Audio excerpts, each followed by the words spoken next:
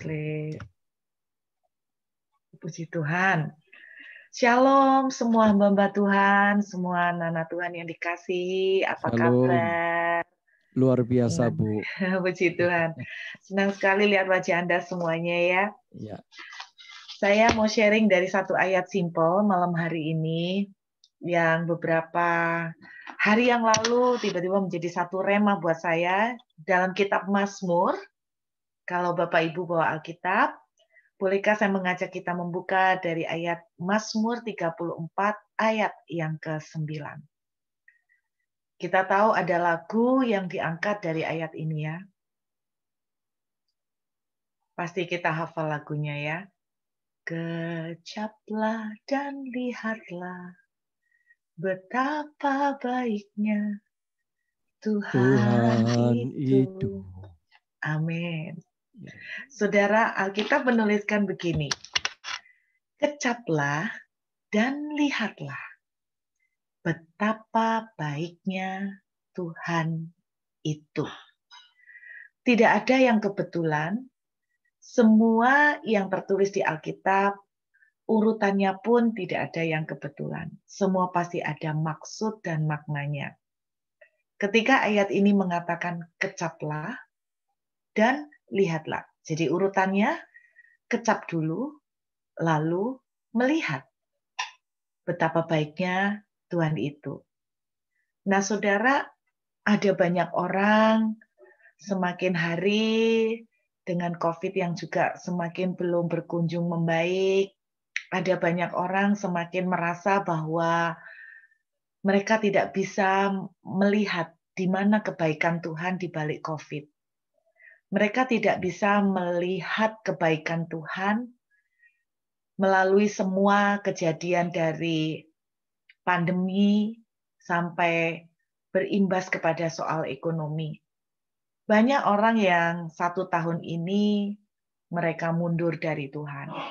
Banyak yang bahkan tidak segan-segan mereka meninggalkan Tuhan, menyangkal Tuhan, karena mereka merasa bahwa Tuhan itu jahat. Mereka merasa bahwa Tuhan itu tidak baik sama sekali. Ya. Nah, Alkitab bilang begini, supaya kita itu bisa merasakan kebaikan Tuhan, ternyata hal pertama yang harus dilalui adalah kecap dulu. Menurut ayat ini, kecaplah, dan kemudian kita baru bisa melihat kebaikan Tuhan. Nah, kata melihat di sini dari bahasa aslinya yaitu ra'ah. Ra'ah itu artinya melihat, betul-betul melihat. Tetapi ada pengertian yang lain dari ra'ah yaitu mengenali. Jadi bisa mengenali, bisa mendeteksi, bisa menemukan kebaikan Tuhan. Jadi menurut ayat ini, kata melihat itu berarti kita tuh bisa, oh ini loh kebaikan Tuhan. Mereka bisa mengenali adanya kebaikan Tuhan. Nah, banyak orang 1 tahun ini tidak bisa melihat atau disuruh mengenali mana baiknya Tuhan di mana. Semua COVID ini loh membawa dampak yang buruk bagi perekonomian. Gereja juga banyak kemunduran. Orang-orang juga banyak yang menyangkal. Jadi di mana baiknya Tuhan? Saya tidak bisa melihat kebaikan Tuhan. Saya tidak bisa mengenali itu. Menurut ayat ini, supaya kita bisa melihat atau mengenali kebaikan Tuhan, maka step yang sebetulnya harus kita jalanin dulu adalah mengecap. Oke ya. Ayat ini bilang kecap dulu, baru kamu bisa melihat kebaikan Tuhan. Apa artinya mengecap? Dalam bahasa aslinya, kata mengecap yaitu tawam. Tawam itu artinya salah satu pengertiannya dalam bahasa Inggris adalah to taste. Taste itu kalau makanan itu ya kalau ada satu jabatan ya. Di Australia ini ada satu occupation atau pekerjaan yaitu di mana tukang mengecap. Nah, orang itu kalau bagian taster ya, taster. Orang itu bisa waktu ngecap itu misalnya satu makanan dia icipin gitu ya, dia cap, dia tuh bisa membedakan, oh ini jinten, oh ini ada minyak wijennya, oh ini ada bawang putihnya, oh ini ada tambahan laosnya. Jadi orang itu kalau taste itu dia sampai gimana ya, dia bisa sampai seperti itu. Nah itu kata taste. Tetapi ada pengertian lain dari kata mengecap yaitu experience atau mengalami. Nah, mungkin gambaran saya simpelnya gini. Kata mengecap tuh seperti ini ya Bapak Ibu. Saya kasih demonstrasi sedikit ya. Kalau kita makan ngecap tuh kan gini. Kira-kira seperti itu ya. Kalau enggak seperti itu bukan mengecap ya Bapak Ibu ya, bukan kecapan, tapi mengecap itu enak, kriuk-kriuknya kerasa. Saya ingat dulu kalau siapa itu ya, Pak Bondan tak siapa ya, almarhum, kalau acara kuliner itu, gitu ya, itu mengecap saudara, maknyus gitu ya, itu namanya mengecap. Nah menurut ayat ini, kalau kita mengalami sesuatu, supaya saya dan saudara bisa melihat dan mengenali kebaikan Tuhan, maka respon atau sikap yang harus kita alamin dan kita lakukan adalah mengecap. Bagi saya kata mengecap itu berarti seperti ini. Mengunyah termasuk di dalamnya, mengunyah, nggak langsung menelan ya, mengunyah itu mengecap. Mungkin ilustrasi yang lain yang bisa saya kasih contoh adalah proses minum obat. Saudara, kalau orang minum obat biasanya tidak pakai prosesi mengecap. Kenapa? Karena pahit. Biasanya orang minum obat itu langsung proses menelan. Betul ya? Karena pahit. Tetapi kata mengecap itu berarti ada faktor menikmati di dalamnya. Ada faktor menjalani di dalamnya. Ada faktor membiarkan itu untuk sekian waktu lamanya ada di mulut kita. Dikunyah, dirasain, dinikmatin, itu namanya mengecap. Tuhan mengajarkan kita melalui sebuah ayat sederhana malam hari ini, Bapak Ibu. Selama 1 tahun lebih kita melihat pandemik dan segala dampaknya. Kita tidak akan pernah bisa melihat kebaikan Tuhan kalau kita tidak belajar yang namanya menikmati proses. Saya ulangin. Kalau kita tidak pernah belajar menikmati proses, maka kita tidak akan pernah bisa melihat maksud dari kebaikan Tuhan di dalamnya. Tuhan bilang, kalau kamu mau mengerti apa maksud kebaikanku di balik semua ini, nikmati dulu, jalani dulu, kunyah dulu, izinkan makanan itu tinggal beberapa saat di dalam mulut kamu, bukan di kemu ya, tapi tinggal beberapa saat di mulut kamu, dirasakan walaupun ada pahitnya, mungkin ada rasa getirnya, mungkin ada rasa amis-amisnya, dijalanin dulu, dikunyah pelan-pelan, nggak langsung karena amis ditelan bulet-bulet, enggak saudara. Itu namanya proses mengecap. Kata ayat ini, kalau kita melakukan proses mengecap itu, maka pada akhirnya kita akan melihat, bisa mengenali kebaikan Tuhan di balik semua ini. Saya mau kasih contoh satu cerita buat Bapak Ibu. Beberapa waktu yang lalu saya pernah membagikan cerita ini kepada salah satu persekutuan doa. Saudara kalau bisa buka perjanjian lama lagi di dalam kitab Keluaran pasal yang ke-14. Saya ajak melihat Keluaran pasal yang ke-14. Oke ya. Keluaran pasal yang ke-14. Saya ajak Bapak Ibu lihat dulu. Ayat 1. Berfirmanlah Tuhan kepada Musa, demikian. Katakanlah kepada orang Israel, supaya mereka balik kembali dan berkemah balik kembali dan berkemah di depan Pi-hahirot, antara Migdol dan laut, tepat di depan Baal-Zephon, dan berkemahlah kamu di tepi laut. Ayat 2 menuliskan Tuhan memerintahkan mereka balik kembali. Loh, balik kembali dari mana? Memangnya posisi mereka ada di mana kok disuruh balik kembali? Nah, kita lihat ya Bapak Ibu, Keluaran pasal 13 ayat yang ke-20. Keluaran pasal 13 ayat yang ke-20. Oke. Demikianlah mereka berangkat dari Sukot dan berkemah di Etam, di tepi padang gurun.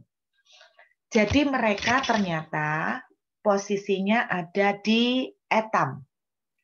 Kemudian Tuhan bilang, suruh balik kembali ke Pi-hahirot. Maksudnya balik kembali itu bukan berarti mereka tadi di Pi-hahirot terus balik lagi. Enggak. Tapi kalau dilihat dari peta, Bapak Ibu, kalau dilihat dari peta, sebetulnya ketika mereka keluar dari Goshen, dikeluarkan oleh Tuhan dari Mesir, mereka kan tinggal di Goshen. Setelah mereka keluar dari Goshen, mereka melewati ke daerah yang namanya Rameses. Setelah mereka dari Rameses, mereka kemudian melewati daerah yang namanya Sukot. Setelah mereka berangkat dari Sukot, mereka sampai ke daerah yang namanya Etam. Nah, setelah mereka sampai di Etam, sebetulnya kalau mereka maju terus, mereka sudah sampai ke padang gurun.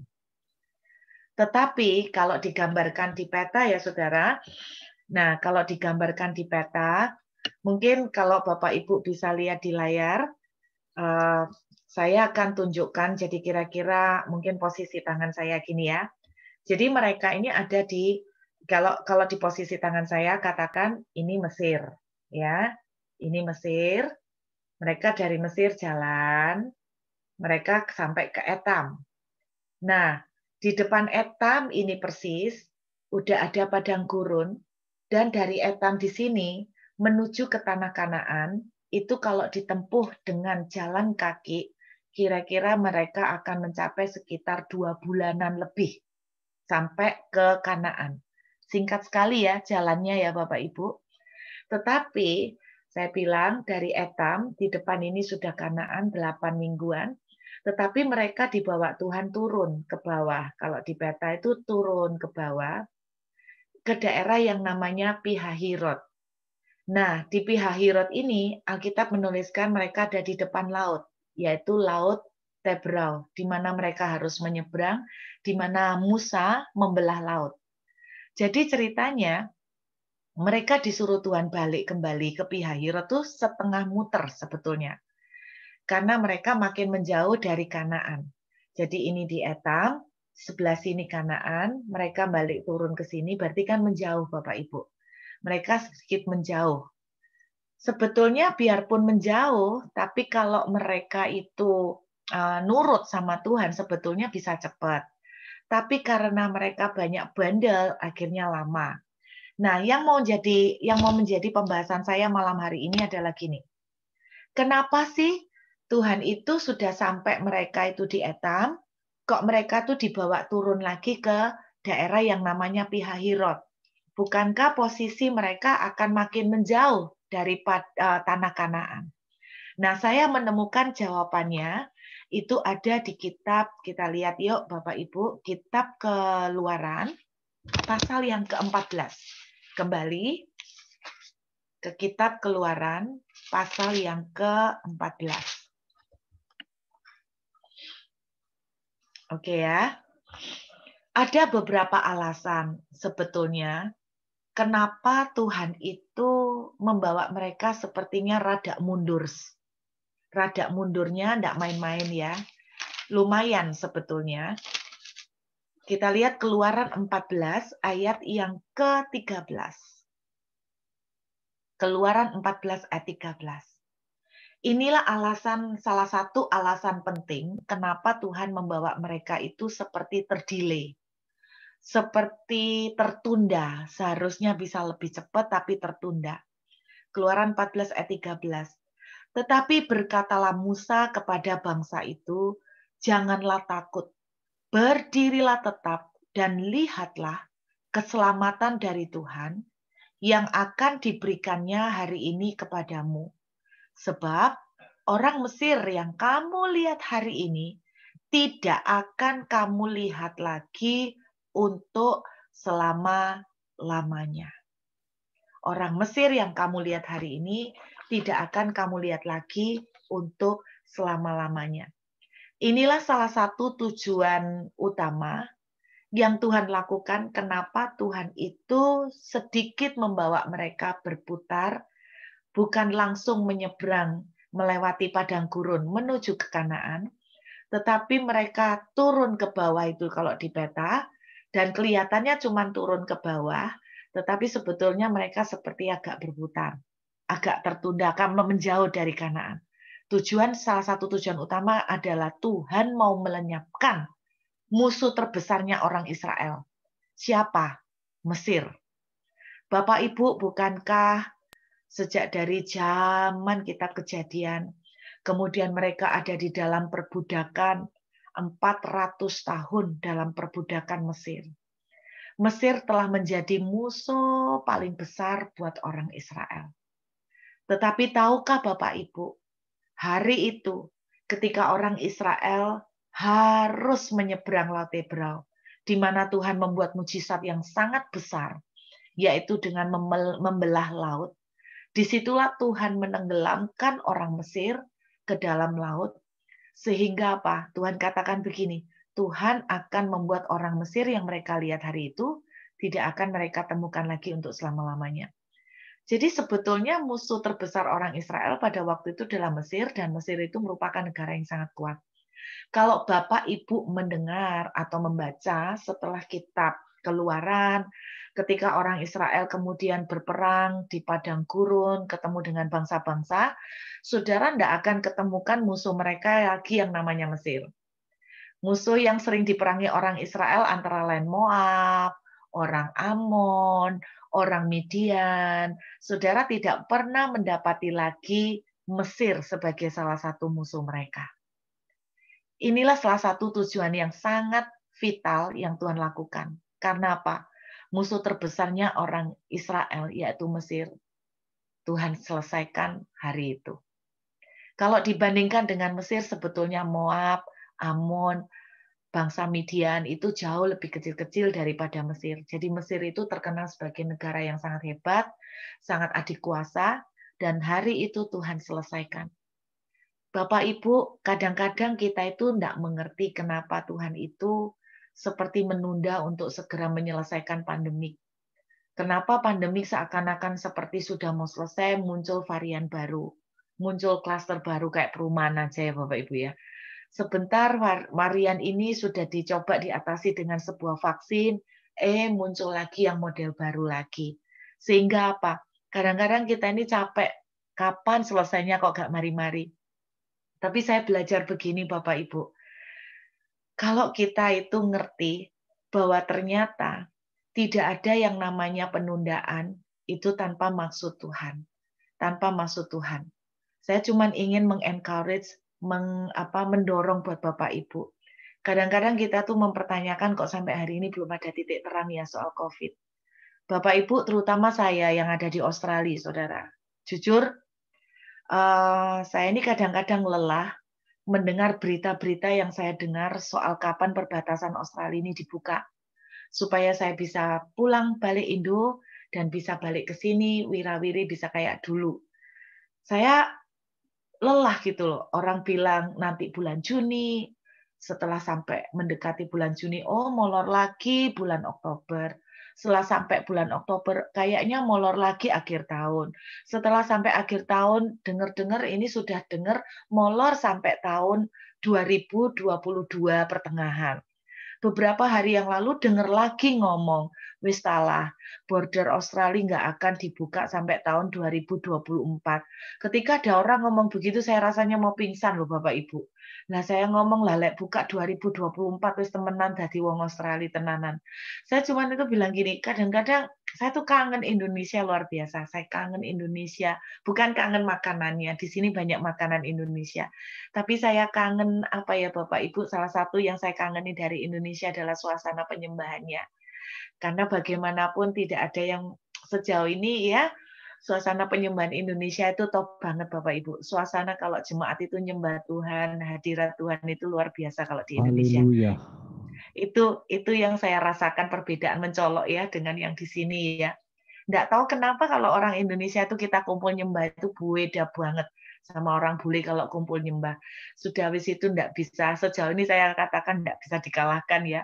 Jadi itu yang salah satu yang saya kangenin Bapak Ibu, suasana penyembahan, hadirat Tuhan, Shekinah Glory yang ada di Indonesia. Nah, Saudara, saya kadang-kadang lelah menunggu kapan gitu ya. Tapi saya tuh pengen sharing begini. Beberapa minggu yang lalu tuh saya kaget ketika menemukan satu berita. Saya dari berita itu saya akhirnya belajar memahami bahwa gini, tidak ada apapun yang termasuk yang jelek sekalipun tidak ada yang terjadi tanpa maksud baik Tuhan. Tapi kalau kita disuruh lihat kebaikan Tuhan langsung, mungkin belum bisa. Tuhan bilang, belajarlah untuk menikmati, nak. Belajarlah untuk menikmati proses. Belajarlah untuk menikmati ditutup border. Namanya belajar menikmati itu enggak boleh komplain. Namanya belajar menikmati itu ya legowo. Namanya belajar menikmati itu bukan seperti orang minum obat. Saya kan bilang sama Bapak Ibu, orang tuh kalau minum obat cepet-cepetan nelen karena pahit. Tapi kalau menikmati itu enggak seperti itu. Menikmati itu ya, meskipun pahit, asin atau kecut, saudara kan, tapi itu enggak langsung cepet-cepet nelen. Itu namanya menikmati. Itu yang namanya mengecap. Saudara, beberapa minggu yang lalu, saya dikirimi anak saya satu berita yang mengagetkan buat saya. Tahukah Bapak Ibu bahwa gara-gara COVID selama 1 tahun lebih ini, sehingga kan orang itu banyak yang lockdown dan banyak yang tinggal di rumah, terus kegiatan-kegiatan di jalan itu berkurang drastis, terus kemudian kayak kegiatan pabrik itu juga drastis turun atau berkurangnya. Nah, saya tuh membaca, saya tuh kaget. Selama 1 tahun, kita kan tahu Bapak Ibu bahwa gara-gara polusi kendaraan maupun pabrik dan banyak aktivitas manusia, akibatnya ozon itu berlubang. Nah, apa akibatnya ozon itu berlubang? Global warming. Sehingga apa? Yang tadinya daerahnya dingin, kalau Bapak Ibu lihat kan, kota Batu, itu tidak sedingin zaman beberapa tahun lalu loh. Tretes aja itu tidak sedingin beberapa tahun yang lalu. Kalau saudara sekarang ke Tretes, ya masih ada dingin-dinginnya, tapi nggak sedingin berapa tahun yang lalu. Kenapa bisa seperti itu? Karena udah mulai global warming. Nah, saudara jangan diremehkan loh akibat global warming. Kalau cuman dingin, turun dinginnya, enggak sedingin dulu, itu mah gampang. Tapi akibat global warming, itu diperkirakan, ada yang memperkirakan ahli tahun 2040, akibat lubang ozon yang sangat besar, maka diperkirakan sekitar tahun 2040, itu akan terjadi es di kutub itu akan meleleh. Anda jangan bilang, "Oh, kalau es di kutub meleleh kan asik," gitu. Loh enggak, itu akan terjadi banjir, terus akan terjadi gempa bumi, kemudian gunung meletus, itu akan terjadi banyak bencana, terus itu akan terjadi banyak perubahan cuaca yang ekstrim, Saudara. Nah, itu yang saya katakan. Nah, ketika saya mendengar berita ini 2 minggu lebih yang lalu, saya tuh kaget. Gara-gara lockdown, gara-gara orang itu dipaksa tinggal di rumah, banyak yang bekerja dari rumah, pabrik-pabrik banyak berkurang, kendaraan di jalan udah banyak berkurang. Tahukah saudara, lubang ozon yang sangat besar itu tertutup sebesar 1 juta kilometer. Jadi, lubang ozon yang gede itu nutup kembali sebesar 1 juta kilometer. Saudara, jangan kita tuh memandang remeh tertutupnya 1 juta kilometer lubang ozon. Karena tertutupnya 1 juta kilometer lubang ozon itu sama dengan menunda melelehnya es di kutub beberapa puluh tahun. Bayangkan, 1 tahun kita di lockdown, 1 tahun kita diizinkan Tuhan mengalami pandemi, 1 tahun kita diizinkan Tuhan harus stay at home. Selama 1 tahun, tertutuplah sebagian lubang ozon yang akan menjaga kelangsungan hidup dari keturunan dan anak cucu kita beberapa puluh tahun ke depan. Jadi yang misalnya diperkirakan 2040 terjadi gelombang tsunami, gempa bumi, banyak bencana, banyak perubahan cuaca yang ekstrim, sehingga banyak banyak malapetaka akan terjadi, itu tertunda bukan 1-2 tahun kemudian, bisa tertunda sampai beberapa puluh tahun. Bukankah ini tanpa kita sadari, satu sisi kita merasa pandemik ini buruk, satu sisi kita merasa bahwa banyak penghasilan kita berkurang. Tetapi sisi lain kita melihat bahwa banyak kelangsungan hidup yang sedang Tuhan pelihara untuk beberapa puluh tahun ke depan. Tapi saya tetap percaya gini loh. Mungkin mungkin kalau kalau saya tuh ngomong ngomong kalau saya tuh jadi versinya Tuhan tuh saya tuh cuma mau ngomong gini loh, Nak, kamu tuh akan survive, Nak, dengan kerja di rumah. Kamu tuh masih akan survive dengan penghasilanmu tuh berkurang. Kamu bisa akan survive. Tetapi kalau semua badai bencana itu terjadi, keturunanmu itu tidak bisa survive lagi. Kamu masih bisa survive dengan ngirit, dengan mungkin menghemat. Kita masih bisa survive gitu loh. Jadi saya melihat dari sini Bapak Ibu, kita tidak suka dengan pandemik ini. Kita tidak suka seperti dipenjarakan di rumah, tidak bisa bebas kayak dulu. Kita tidak suka seperti ditahan. Tetapi akhirnya ketika dari cerita ini, Tuhan itu menegur saya, Tuhan mengajarin saya untuk belajar menikmati. Menikmati di lockdown, menikmati COVID ini belum selesai-selesai, menikmati pekerjaan itu masih berdampak, menikmati jumlah pemasukan kita itu berkurang, menikmati dan mungkin namanya menikmati kita harus ngerasain ada pahitnya dikit, ada pahit, rada-rada pahit kayak makan pari, kita nikmatin Saudara. Tapi satu yang paling penting di tengah kita menikmatin, kita tetap belajar untuk melekat dengan Tuhan. Kalau kita bisa belajar menikmatin Bapak Ibu, akhirnya kita akan bisa melihat, tidak akan lama lagi kita akan bisa melihat, walah, jadi maksudnya Tuhan itu gini toh, ya ampun Tuhan terima kasih ya, untung aku itu mbok cegah. Kan kira-kira seperti itu. Ya ampun Tuhan, seperti ini tak maksudnya. Untung aku itu mbok tahan. Nggak balik-balik dulu. Misalnya seperti itu, saya nggak tahu Bapak Ibu. Tetapi proses yang bagian yang harus saya lakukan sekarang adalah mengecap dulu. Menikmati dulu. Amin Bapak Ibu. Saya nggak tahu Bapak Ibu sedang mengalami pergumulan apa malam hari ini. Hamba-hamba Tuhan juga tidak kebal ya. Hamba-hamba Tuhan juga tidak terkecuali Bapak Ibu. Saya juga terkena imbas, tapi Tuhan mengajari saya, udahlah, belajar menikmati terdampar di negeri asing, belajar menikmati pengeluaran harus dalam bentuk dolar, belajar mungkin harus, ya udahlah, belajar harus berhikmat untuk ngatur keuangan, belajar berhemat, ya udah dinikmati kadang-kadang ya takut juga, dredeg juga, udah belajar dinikmatin, belajar mengucap syukur karena kita percaya tidak ada sesuatu yang terjadi tanpa maksud Tuhan yang sempurna. Jadi kecaplah, maka engkau akan bisa melihat kebaikan Tuhan. Amin. Mungkin hari ini sedang sesuatu yang pahit terjadi, kecap Bapak Ibu. Kecap yang pahit itu, nggak enak Bu Ruth, pahit. Kecap, kecap, dan ngucap syukur. Kecap, maka engkau akan melihat kebaikan Tuhan. Engkau akan bisa melihat, ya ampun, engkau akan bisa mengenali kebaikan Tuhan di balik semua yang pahit.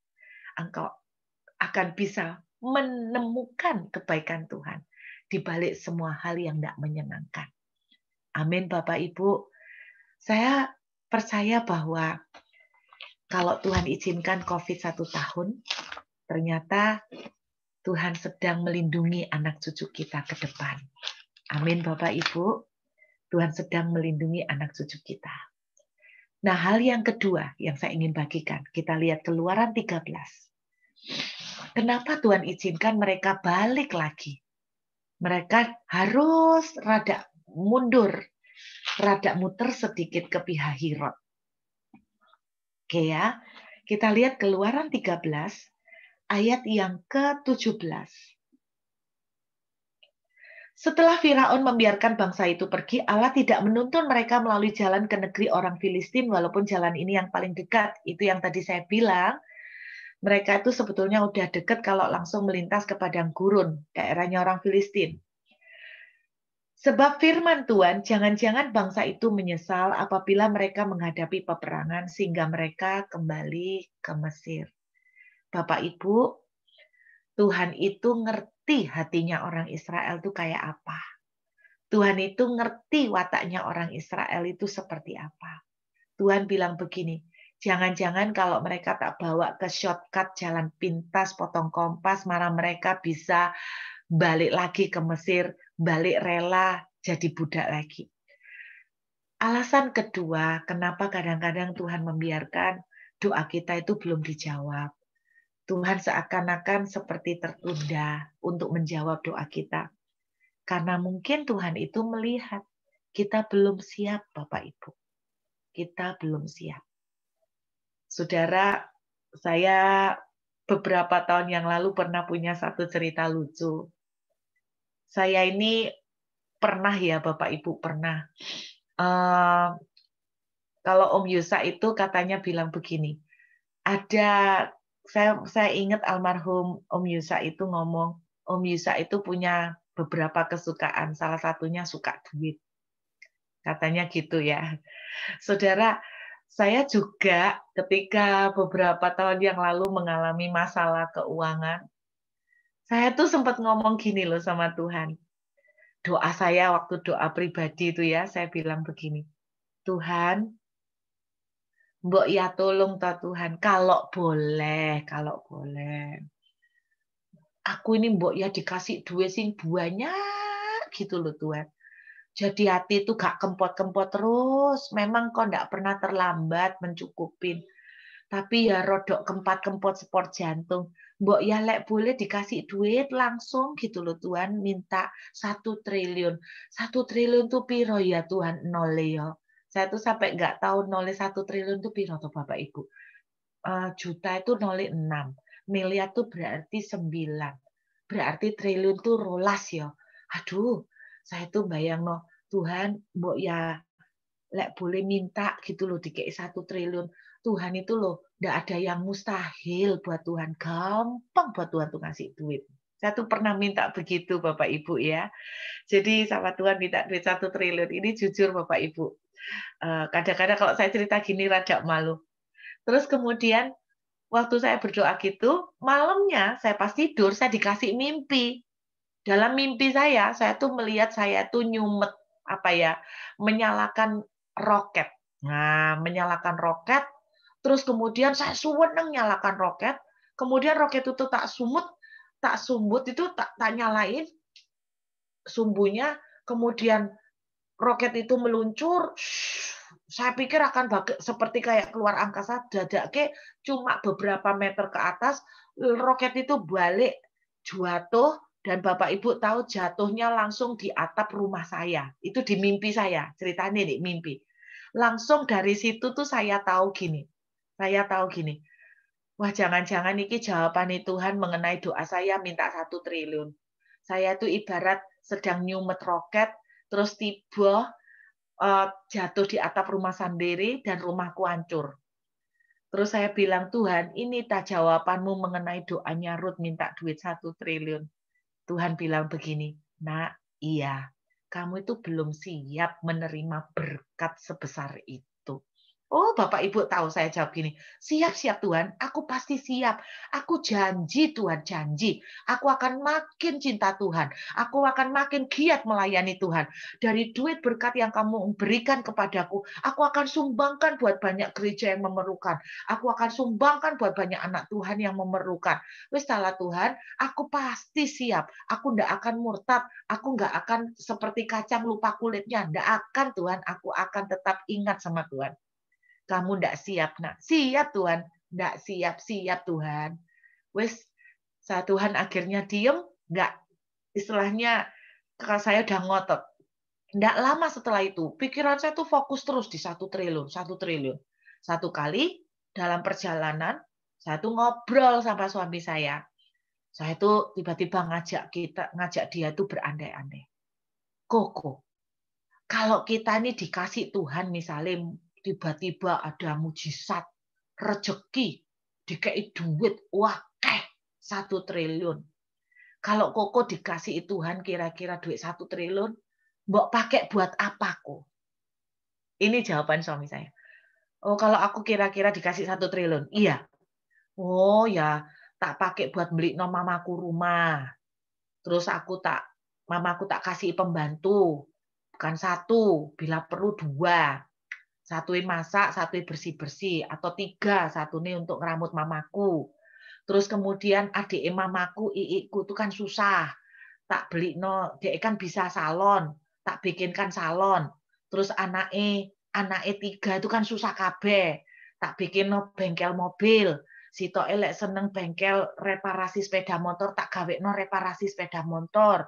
Lek anake sitok lagi, sik sekolah tak sekolah no kabeh sampai kuliah. Terus adik mama sing nomor loro, itu ya soro, tak beli no rumah, sing genah. Terus habis itu anak-anak ya tak sekolah no, tak gawe no kerjaan. Pokoknya tak cepak no kabeh, tak totoin. Bapak Ibu tahu tiba-tiba saya emosi, saya ngamuk Bapak Ibu. Saya bilang gini sama suami saya, loh belum-belum kok kamu kayak no kuwabe ambek dulur-dulure mama. Lah entek kabeh. Mbok pikir sing soro itu dulure mama lu tok. Mamaku ini dulure ya akeh sing soro. Lho ya ndak apa-apa lek dulure mama lu soro mau mbok tolong kabeh. Lah kan kamu tanya tak pakai buat apa? Ya dulur-dulure mamaku kan akeh sing soro. Itu susah semua. Tak tolong kabeh. Saya ngamuk Bapak Ibu, emosi saya di mobil. Lah lak gitu carane ya cepet enteke to, Belum-belum dikangge ponakan-ponakanmu, putu-putu sing lain dari mamamu sing kamu dek ndak pernah ketemu. Anake kabeh sing anu mbok kasih kabeh. Ya entek cepet lek kayak gitu. Terus suami saya tiba-tiba jawab gini, "Ya gak apa-apa toh entek, lek entek ya kari mbayangno lagi. Wong kamu kan bilang suruh mbayangno," jerene. Ya Bapak Ibu saya kuaget. Saya tuh tiba-tiba kuaget Bapak Ibu karena apa? Suami saya tuh bilang, "Ya kalau habis ya tinggal bayangkan lagi kan. Kamu bilang suruh-suruh membayangkan kalau kira-kira dikasih 1 triliun dipakai buat apa? Itu pakai buat ini, buat ini, buat ini. Kalau habis ya tinggal bayangkan lagi." Saya langsung ketawa Bapak Ibu sekaligus malu. Bapak Ibu bayangkan itu cuman berandai-andai aja saya sudah bertengkar sama suami loh Bapak Ibu. Baru berandai-andai, baru bercerita dan membayangkan dan berfantasi dan mengira-ngira kira-kira kalau kita dapat 1 triliun dibuat apa ya? Ketika dia cerita mau dipakai buat ini, buat ini, buat nolong seluruh keluarga besarnya, papa mamanya, saya bisa tersulut emosi. Padahal cuman ngobrol dan membayangkan. Tuhan tiba-tiba bilang begini, kamu bayangkan ya nak ya, duitnya belum ada, cuman bayangkan aja sudah bertengkar. Katanya kamu siap, gitu kalau beneran terima duit 1 triliun, apa nggak mungkin bahwa rumah tanggamu tuh pecah gara-gara rame soal duit 1 triliun. Bapak Ibu, dari situ tuh saya tahu bahwa kadang-kadang kita ini merasa siap dengan sebuah berkat. Tapi ternyata Tuhan itu lebih tahu hati kita. Amin, saudara. Jadi begini loh Bapak Ibu. Hal kedua yang saya ingin bagikan kepada saudara, kalau doa kita belum dijawab, kalau sepertinya Tuhan itu belum membuka pintu, saudara belajarlah percaya bahwa mungkin kita belum siap. Mungkin hati kita belum, mental kita belum siap untuk menerima berkat yang besar. Makanya perlu sekali di saat kita sedang di dalam masa tidak enak, kita belajar untuk menikmati. Kenapa? Karena saya terlalu yakin bagi Tuhan untuk memberikan berkat itu jauh lebih mudah. Tapi Tuhan lebih merindukan hati kita. Karena apa? Banyak orang yang gagal, banyak orang itu jatuh. Bukan karena mereka miskin. Banyak orang itu justru jatuh karena mereka diberkati. Banyak orang itu jatuh, gagal karena mereka itu di kondisi yang baik. Jadi percayalah Bapak Ibu, kalau hari ini kondisi kita rada pahit, rada enggak enak, mari kita belajar mengecap. Ya Tuhan, ini memang enggak enak. Dan saya enggak mengerti apa maksud-Mu. Saya enggak mengerti kenapa Engkau belum menjawab doa saya sampai detik ini. Beri saya kekuatan untuk menikmatinya. Saudara, nikmati proses. Nikmati proses yang tidak enak. Amin. Menikmati kondisi keuangan yang mungkin sedang mengalami penurunan. Menikmati kondisi pekerjaan yang sedang mengalami penurunan. Tetap di tengah kondisi yang sedang nggak enak, kita tetap melekat sama Tuhan. Maka kata Mazmur 34, engkau akan melihat kebaikan Tuhan. Amin Bapak Ibu. Saya belajar percaya kalau Tuhan belum membuka pintu border Australia, Tuhan sedang menahan saya di sini. Saya melihat dari cerita anak saya. Selama 1 tahun, Tuhan telah membuat lubang ozon itu tertutup 1 juta kilometer persegi. Anda bisa bayangkan, itu menyelamatkan puluhan tahun untuk anak cucu kita ke depan. Juga untuk saudara dan saya sendiri. Jadi belajarlah percaya bahwa kalau Tuhan membuat kita sedikit tertunda atau membuat kita belum dijawab, karena Tuhan tahu ada sesuatu yang baik yang Tuhan sudah siapkan. Dan yang kedua, Tuhan melihat hati kita belum siap. Dan saya percaya kalau di saat kita mengecap, kalau kita bisa mengecap, maka ketika kita melihat kebaikan Tuhan, kita betul-betul akan melihat kemuliaan yang besar. Amin Bapak Ibu. Ya, mudah-mudahan sharing singkat malam ini boleh menjadi kekuatan. Kalau Bapak Ibu sedang nggak enak hati, sedang dalam kondisi nggak suka, belajar mengecap, belajar menikmati. Kenapa? Karena Tuhan punya maksud bagus luar biasa. Sekalipun itu tidak enak. Dan yang kedua, Tuhan lagi nyiapkan hati kita untuk sesuatu yang jauh lebih besar lagi di depan. Amin. Kalau kita bisa mengecap, nantinya kita akan bisa melihat, oh ternyata ini toh maksud Tuhan. Betapa baiknya Tuhan, untung saya ini mau cegah. Untung saya ini mau halangin. Kadang-kadang Bapak Ibu bersyukurlah kalau Tuhan izinkan dengan paksa. Satu pintu itu ditutup.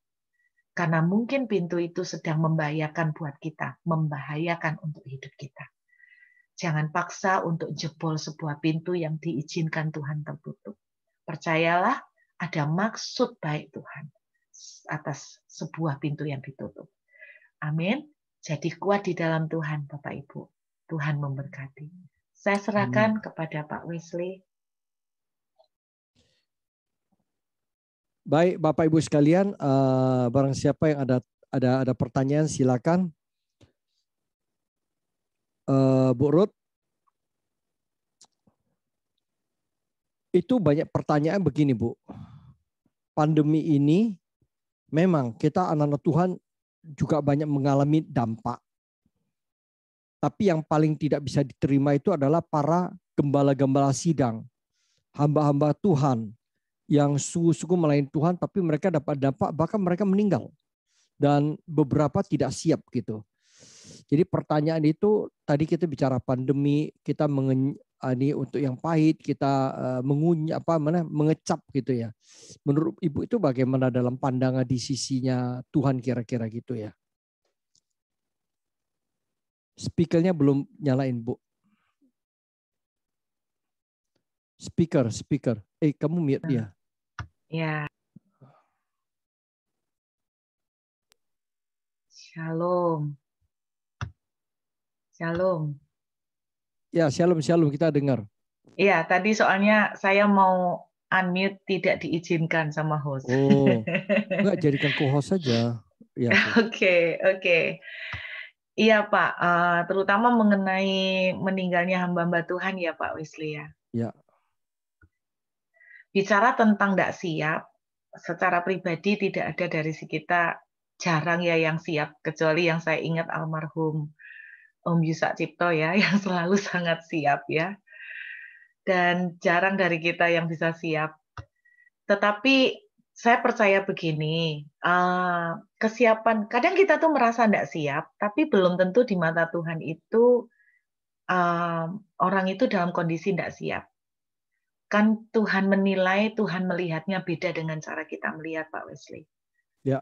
Jadi mungkin kita merasa sebagai outsider, kita merasa kok udah diambil Tuhan ya, padahal anaknya kan masih kecil-kecil, kan gitu ya. Betul. Jadi saya percaya Tuhan itu melihat, di sisi Tuhan tuh saya yakin kok Tuhan itu melihat itu yang terbaik, waktu yang terbaik. Saya tuh ingat satu cerita Pak Wesley, tapi ini Ya. tidak bisa diaplikasikan, tidak bisa dibilang semua dipukul rata sama ya. Saya ingat ada satu cerita tentang seorang ibu yang punya satu anak kecil, terus kemudian satu kali ibu ini habis setrika, kemudian dia masuk sebentar ke dapur, setrikanya dibiarkan. Nah, rupanya setrikaan itu ada kabel yang buka gitu loh, Pak. Terus anak ini megang, kesetrum lalu singkatnya tuh dia kolaps, pingsan. Terus dia itu mamanya tuh teriak ketika dapetin itu, nuangis dan berdoa mohon sama Tuhan, jangan ambil anak saya gitu. Kira-kira berdoa sama Tuhan supaya nggak mati. Terus dalam perjalanan perjuangan doa itu, anak ini dalam kondisi koma. Jadi dalam kondisi koma, saya mendengar ilustrasi ini ya, cerita ini, saya nggak tahu jujur, dengar-dengarnya itu kisah nyata, tapi saya nggak berani menjamin juga. Tetapi ceritanya, kisahnya, dia itu istilahnya bergulat dengan Tuhan mengenai nasib anaknya. Tuhan itu bilang kepada dia, ini saat terbaik, anakmu ini tak bawa pulang, gitu loh. Terus dia bilang, loh Tuhan, anakku ini masih muda, masih kecil, masa depannya tuh masih panjang, jangan kamu ambil dulu. Tuhan bilang, ini saat terbaiknya dia, gitu loh. Nah, singkat cerita, akhirnya setelah bergulat, Tuhan kabulkan tuh doanya. Tuhan kabulkan, anak ini selamat. Kira-kira umur 15 atau 16 tahun gitu, masih remaja, anak ini singkat cerita terlibat di dalam pergaulan dengan drug narkoba, terus kemudian sampai dikejar polisi, sampai mati ditembak. Nah, saudara, waktu saya dengar ilustrasi atau enggak tahu cerita ini kisah nyata atau enggak, saya kurang tahu, tapi intinya ketika anak ini umur 15 tahun, malah itu justru dia enggak dalam kondisi yang terbaik untuk pulang. Dia harus, istilahnya dia meninggal dalam kondisi dengan cara yang cukup mengenaskan. Ya, cerita itu mungkin bisa memberi sedikit masukan buat kita bahwa ya kita tahu Tuhan yang terbaik, walaupun jujur tidak ada dari kita yang pernah bisa mengerti misterinya Tuhan. Tidak ada. Kalau orang tanya kenapa Tuhan izinkan kayak kasus Adam Air atau Air Asia yang jatuh, tidak ada dari kita berusaha untuk mengeksplain atau menjelaskan dengan logika kita. Pada akhirnya otak kita yang kecil dan terbatas tidak akan pernah bisa memahami pencipta kita yang maha besar. Nanti ketika kita mungkin setelah mati ketemu Tuhan, kita baru bisa tanyakan semuanya. Nah, satu sikap yang kita bisa ambil pada waktu kita diizinkan Tuhan mengalami sesuatu yang kita tidak suka, kita cuma mungkin bisa bilang begini, I don't understand Lord, but I trust you. Saya tidak mengerti Tuhan, tapi aku mau belajar untuk mempercayai Engkau. Mungkin itu satu sikap legowo yang berbesar hati ya. Mungkin itu sih Pak Wisnu. Ya, berserah ya Bu ya. Ya. Punya sikap yang berserah, tidak mudah sih ya Bu ya, tidak mudah. Namanya sebuah mudah, Pak, tidak pernah mudah. Namanya sebuah pergumulan. Kita butuh anugerah, butuh pertolongan Roh Kudus ya. Saya melihat salah satu gereja gembala sidangnya mendadak meninggal, tidak siap sama sekali dengan jemaatnya. Rupanya gembala sidangnya selama ini adalah one man show. Jadi sendiri juga tidak mengkaderkan, ketika juga anak-anak juga belum siap, istri belum siap, semua ya mau nggak mau. Jadi dikarbit semuanya. Tapi waktu berjalan setahun lebih, ya fine-fine aja lah. Jadi ya bisa aja tetap berjalan dengan baik juga kelihatannya ya loh. Mungkin di sana sini kurang. Tapi itulah misteri hidup dan mati, itu misterinya ini. Di Australia sudah bebas masker ya, Bu ya? Oh, udah bebas masker kok. Puji Tuhan. Di Indonesia hari ini paling ganas. Hari ini ada di kemarin hasil kemarin capai 14.500 orang yang terpapar COVID, 3 kali lipat dari sebelum Idul Fitri, hampir 3 kali lipat. Wow. Jadi ini belum itu yang di Madura kah? Hampir merata. Jadi di Jakarta, di Jawa Barat, Jawa Tengah, ya puji Tuhan di Jawa Timur hanya Madura ya, karena sekembalinya banyak tenaga kerja dari Malaysia membawa varian-varian baru. Saya kira itu. Tapi ya puji Tuhan lah, semuanya itu kita tetap berserah di hadapan Tuhan. Saya percaya bagi teman-teman yang sedang terpapar, jangan susah hati ya Bu ya. Jangan susah hati. Dengan hati yang gembira, dengan sukacita, banyak menyembah masuk hadirat Tuhan. Percayalah, pembelaan Tuhan luar biasa. Tuhan akan memberikan kita imunitas yang dari surga, imunitas alami. Sehingga kita punya namanya antibody RBD yang tinggi. Untuk hadapin varian, Indonesia sudah masuk Bu, varian Delta. Yang dari apa itu? Dari India itu tak? Iya, campur-campur. Masalah kan Indonesia kan tidak punya secanggih laboratorium secanggih yang di luar untuk mendeteksi. Tahu-tahu udah lama bertahu ini varian B, varian Delta. Dari India, dari Afrika juga ada, dari ini. Ya, saya kira itu. Sekarang sangat mengerikan ya. Keadaan agak sedikit mencekam di ini. Tadi saya baru dapat sebuah slide bahwa sekarang ambulan sudah tidak cukup membawa untuk penguburan. Jadi pakai truk. Satu truk diisi 4-5 peti. Jadi bawalah ke pekuburan. Ya, jadi ini tadi ada slide itu flyer. Ya saya lihat ya ini.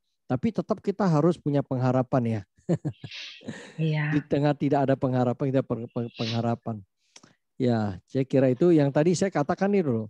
Kaleb dengan Joshua harusnya mereka menikmati tanah Kanaan, tapi mereka juga mengikuti, mereka rasanya juga ikut teman-teman yang dihukum, mereka 40 tahun, bahkan Kaleb 45 tahun dikatakan ya untuk mendapatkan tanah di ini ya, di pemakamannya Abraham sama Ishak gitu, di Mapela itu, sampai dia memperjuangkan itu.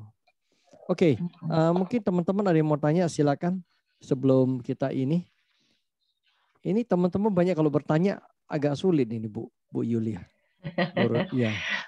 Udah ngerti semua soalnya. Oh iya dah. Silakan, mungkin ada yang ini, ada yang dalam proses semua katanya itu. Ya. Bu Ruth di Australia sekarang gimana keadaan situasi? Semua udah open ya, nggak pakai masker sama sekali ya? Semua profil. Sorry Pak, iya. Ini sekarang perubahan ke winter, ya. Jadi saya sekeluarga kena flu. Oh flu ya, tapi flu tidak ada virus apa-apa. Bukan COVID. Ya. Terus kalau di Perth sudah oke. Tapi ini ada yang chatting di Sydney ada 11 orang. Saya juga baru tahu. Ya, di sini ada betul. Liliani ini kan di sana ya. Liliani itu ada di sini. Paling oke sih sejauh ini. Ya, kita ada dengar ini di sini ada.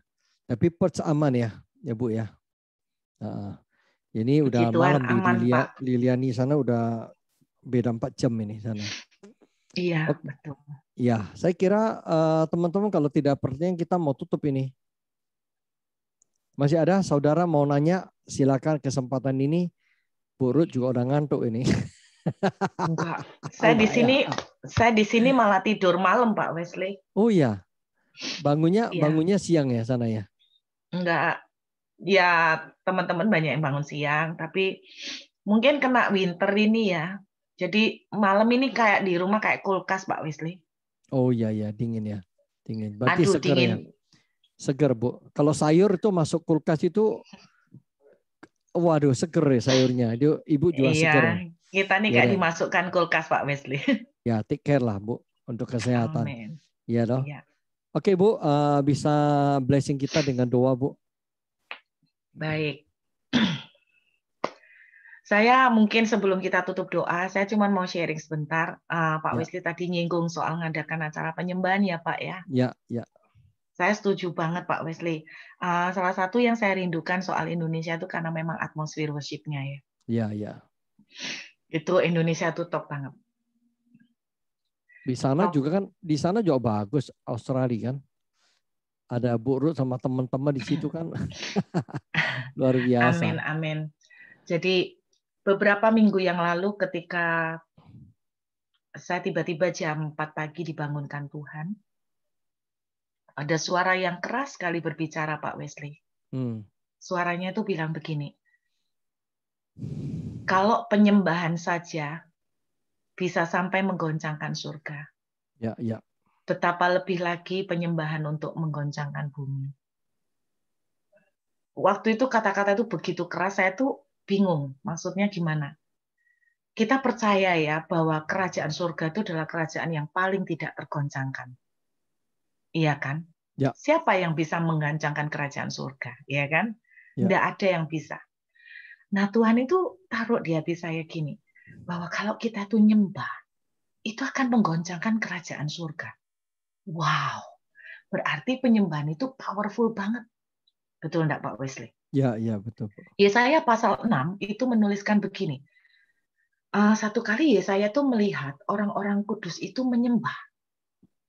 Lalu goncanglah. Ya kan, surga itu goncang, Pak. Ya kan, kemuliaan Tuhan terjadi. Maksud saya tuh gini, kerajaan surga itu enggak bisa digoncangkan. Tapi penyembahan itu akan membuat goncang surga. Kalau surga yang nggak bisa digoncangkan aja, sampai goncang gara-gara penyembahan anak-anak Tuhan. Betapa jauh lebih mudahnya apa yang di bumi itu digoncangkan oleh penyembahan anak-anak Tuhan. Amin, amin, amin. Bagian kita di masa kita menerima sedang mengalami ketidakenakan adalah jangan pernah berhenti masuk di dalam worship. Yes. Kenapa? Karena ini yang saya alamin, ini yang saya rasakan, ada banyak sekali kesaksian yang tidak mungkin saya ceritakan satu-satu, Pak. Ya, ya, ya. Bahwa ketika keadaan semua serba tidak enak, ketika Tuhan itu tiap pagi tiba-tiba bangunkan worship, nyembah Dia, Pak.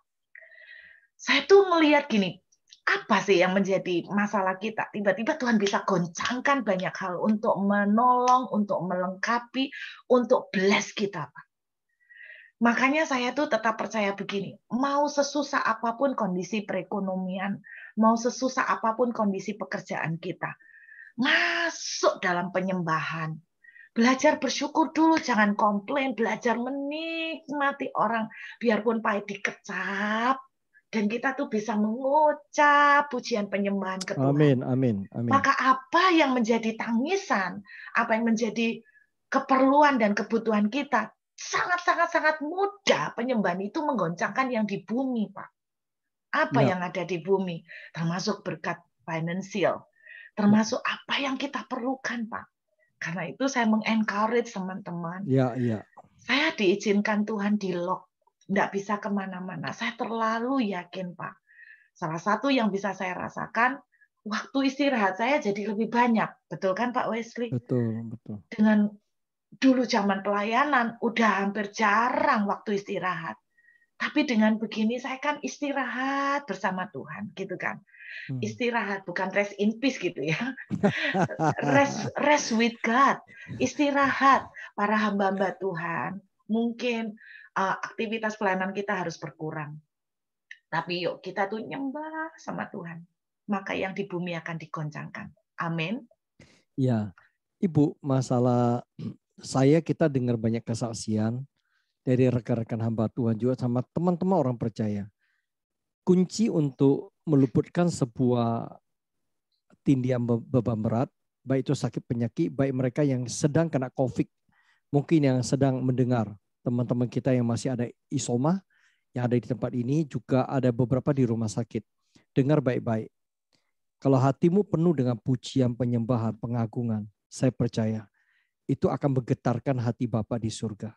Kalau hati Bapa di surga disukakan, disenangkan oleh pengagungan, ya senar-senar kecapimu terus dipetik buat dikatakan yang ku mau. Tadi ya lagu itu hanya menyenangkanmu. Kalau kita nyembah, kita bisa katakan menyenangkan hati Tuhan, menyukai hati Tuhan. Saya percaya penyakit itu nggak ada apa-apanya kok. Tuhan tinggal berkata, just only a word. Tuhan hanya berfirman satu kata, sembuh, pulih. Meskipun sakit itu apapun juga. Betul ya Bu Rod ya? Saya kira Setuju, ayo mari Pak. saudara. Setuju. Kita satu hari, beberapa bulan yang lalu ya, kita hari libur. Sebenarnya semua kita bisa nikmati, tapi Tuhan gerakkan kita ini untuk berdoa. Mulai sore doa sampai malam. Hanya nyembah, tidak ada firman. Kali Jumat ini juga tidak ada firman, dia hanya nyembah. Setuju. Sampai satu titik Tuhan turunkan debu emas. Dan mungkin teman-teman agak kaget, aneh. Apa itu debu emas? Tapi itu nyata. Kita nggak bicara permata, kita bicara debu emas. Halus sekali. Kita bisa ambil dari tangan, kelihatan. Kelap-kelip. Itu perkenanan. Ya surga open heaven ya, terbuka. Jadi mari saudara belajar di tempat sendiri. Mungkin saudara katakan, Pak saya tidak bisa menyembah. Ayo banyak sekarang YouTube, Tuhan berikan banyak media sekarang ya Bu Lur ya. YouTube itu ada yang setengah jam, 1 jam. Bisa penyembah, ikut aja. Puterin, ikut nyembah, ikut nyanyi. Itulah tujuan Tuhan itu lockdown kita, biar kita banyak waktu untuk bisa bersekutu, intim, dan ya dekat dengan Tuhan, di kaki Tuhan, menyembah Dia. Apa yang buruk tadi sampaikan Yesaya 6 itu, sampai serafim itu luar biasa ya. Itu ditata Tuhan, itu menyembah kudus salah Tuhan. Ya saya kira itu. Ya sip. Ya mari Bu Ruth. Ya, pray for us. Kita berdoa. Jadi, thank you loh Bu ya, banyak memberkati kita. Iya, saya cuma tahu satu kunci ya di tengah kita mengalami itu, yaitu kecaplah. Salah satu bentuk mengecap, menikmati Tuhan itu adalah masuk dalam penyembahan. Udah dinikmati aja. Amin, Pak. Amin. Kita pekerjaan berkurang, penghasilan berkurang. Udah dinikmatin. Amin. Nikmatin sama Tuhan. Dan lihat bagaimana tangan ajaib supranatural Tuhan yang luar biasa akan turun tangan. Amin. Yuk kita berdoa. Pak masih bisa minta satu pujian nggak Pak? Mau nyanyikan pujian apa Bu? Apa yang tadi boleh. Oke, kita naikin Yesus, namamu baik. Oke, namamu indah. Yesus, namamu indah. Kekasih hatiku, kau dambaan jiwaku. Katakan, mari sapa dia saudara.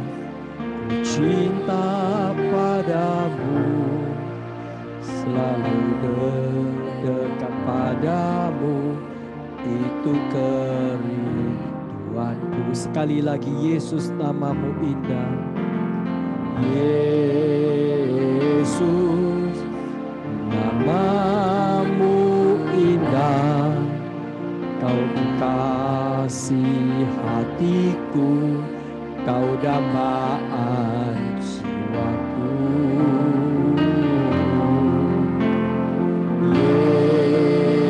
Yesus, ku cinta padamu, selalu dekat padamu. Mari saudara, lekatkan hati kita kepada hati Tuhan. Yang ku mau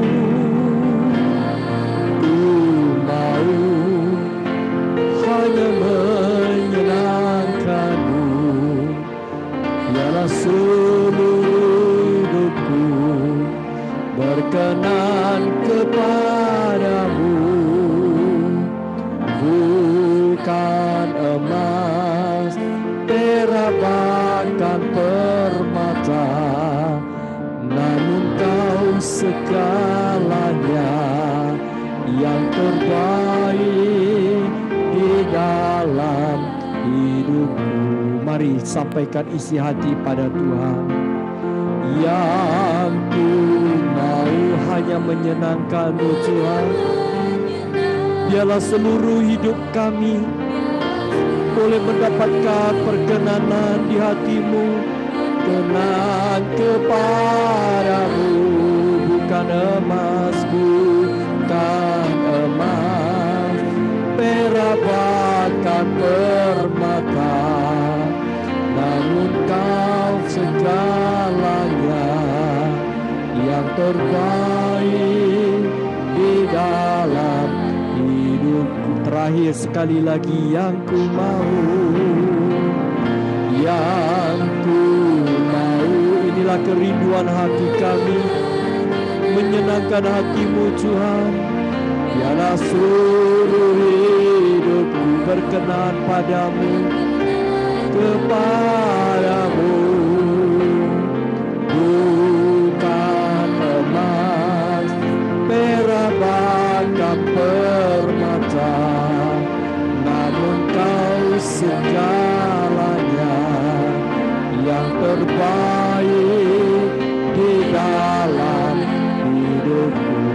Yang terbaik, yang terbaik di dalam hidupku. Yang terbaik, yang terbaik di dalam hidupku. Amin. Saudara, mari kita angkat tangan di hadapan Bapa kasih.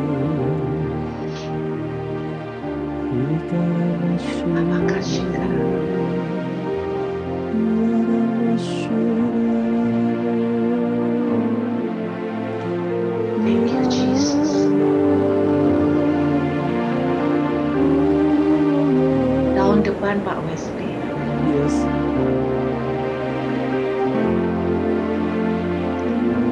Engkau akan dibuat Tuhan terkagum-kagum. Yes.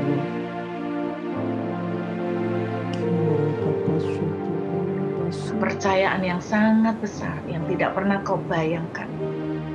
Terima kasih. Tiba-tiba Tuhan taruh di tanganmu. Thank you. Seperti Yusuf. Tiba-tiba kau ketiban rezeki besar yang tiba-tiba Tuhan taruh di tanganmu. Thank you. Aset yang hebat yang Tuhan percayakan kepadamu.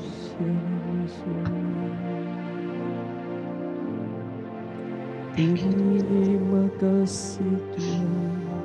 Hamba bersyukur buat malam ini Tuhan.